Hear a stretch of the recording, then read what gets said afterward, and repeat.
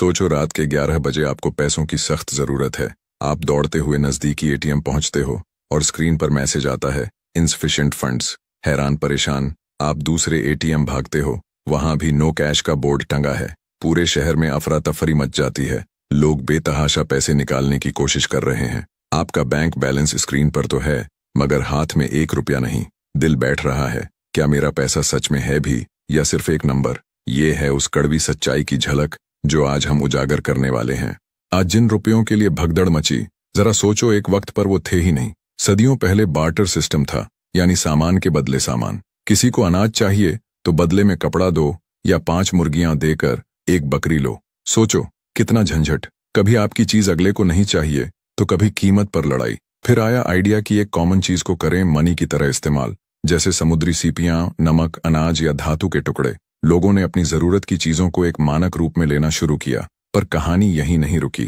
फिर इंसानों ने खोजा एक और हल, सोने चांदी के सिक्के, चमकदार, कीमती और सबके द्वारा पसंद किए जाने वाले। इन सिक्कों ने बार्टर की बहुत सी परेशानियां मिटा दी। अब एक यूनिवर्सल करेंसी थी जिसे लेकर मोल भाव आसान हुआ। लेकिन नए सिक्कों के साथ नई मुसीबतें आईं। भारी सिक्कों की थैलियां उठाकर चलो तो कमर दुख जाए, और खजाना साथ हो तो चोर डाकू पीछे पड़ जाए। ज्यादा सिक्के जमा करना मुश्किल और सफर में ले जाना खतरनाक। लोग सोचने लगे, क्या कोई और तरीका है पैसे रखने का जो सुरक्षित भी हो और आसान भी?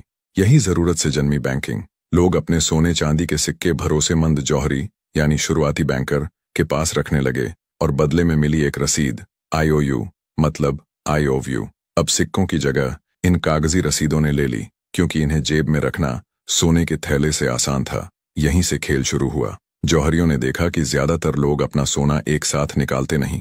उन्होंने असली सोने से ज्यादा मूल्य की रसीदें छापकर उधार देनी शुरू की और ब्याज कमाया। एक तरह से हवा में पैसा पैदा करना शुरू कर दिया। यही था शुरुआती बैंकिंग का बड़ा खेल, एक IOU स्कैम जिसने पैसे की दुनिया पलट दी।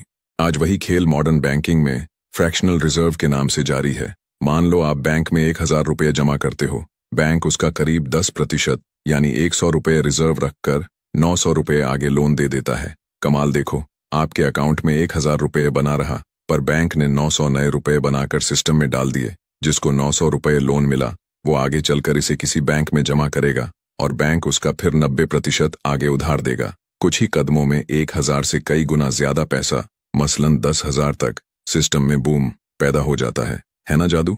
लेकिन याद रखो, इन जादुई रुपयों का ज्यादातर हिस्सा ना नोट है ना सिक्का, सिर्फ कंप्यूटर पर नंबर है। सोचो, आपके 100 रुपये में से 90 तो बस बैंक के रिकॉर्ड की एंट्री है। क्या ये सिस्टम भरोसेमंद है या छलावा? आपकी राय क्या है? राय।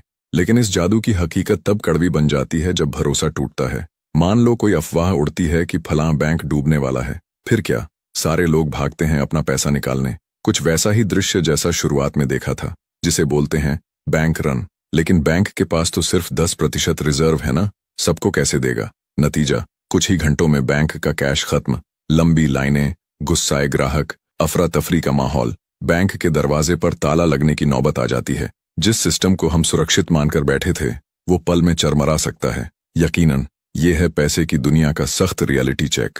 असल में करेंसी और मनी एक चीज नहीं। 2016 की डिमोनेटाइजेशन याद है? एक सरकारी ऐलान हुआ और रातों रात 500 और 1000 रुपये के नोट रद्दी बन गए। जिनके पास नकदी थी वे अगले दिन घंटों लाइन में खड़े रहे।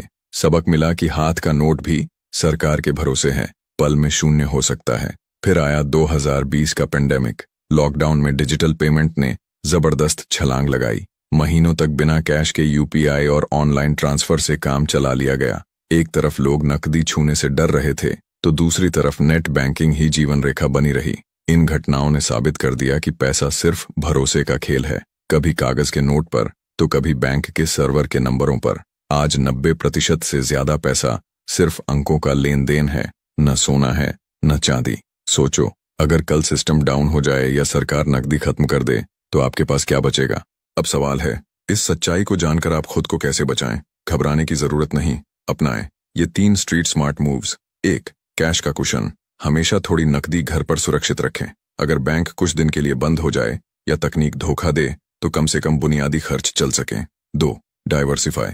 सारे अंडे एक टोकरी में मत रखें। अपनी बचत को अलग अलग बैंकों, अलग अकाउंट और तरह तरह के एसेट्स में फैलाएं। कोई एक बैंक डूब भी जाए तो आपकी सारी पूंजी एक झटके में नहीं डूबेगी। 3. सोने में निवेश। डिजिटल नंबरों पर 100% निर्भर मत रहें। अपनी पूंजी का एक हिस्सा सोना चांदी जैसे फिजिकल एसेट में लगाएं, जिनकी कीमत सदियों से कायम है। थोड़ा सोना तिजोरी में होगा तो मन को भी सुकून रहेगा। इन कदमों से आप पैसों के मामले में काफी हद तक सुरक्षित रहोगे। बताइए, इनमें से कौन सा कदम आप पहले से फॉलो कर रहे हैं? तो दोस्तों, आखिर में बात सुलझती है इसी सच पर। हमारी जेब में जितने भी नोट हों, सिस्टम में घूमता ज्यादातर पैसा बस नाम मात्र है।